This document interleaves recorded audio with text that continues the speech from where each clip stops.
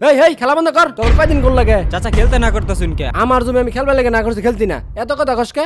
আইনের জমিনের মধ্যে বিকালবেলা একটু খেলবার আহি দেখা আইনে ব্যানার মধ্যে লেখা দিলেন এখানে খেলা নিষেধ।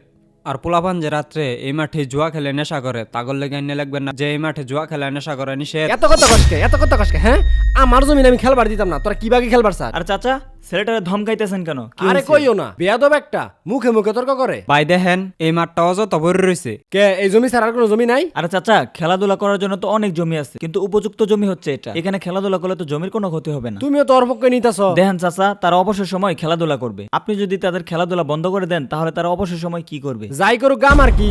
আপনার হয়তো কিছু হবে না, কিন্তু হবে দেশের আর সমাজের। মানে কি? চাচা আপনি যে তাদের এখানে খেলাধুলা নিষেধ করতেছেন, তাহলে তারা অবসর সময় কি করবে? রাস্তাঘাটে ঘুরবে ফিরবে, দেখা যাবে এক সময় তারা বকাটে হয়ে যাবে। এভাবে তারা মাদক সেবন করবে, জুয়া খেলবে। আর তারা যদি খেলতে পারে তাহলে তাদের মাইন্ড ফ্রেশ হবে। এর কারণে তারা ইবাদতে মন বসাতে পারবে, পড়ালেখায় মন বসাতে পারবে। তাই তাদের খেলাধুলাটা খুবই প্রয়োজন।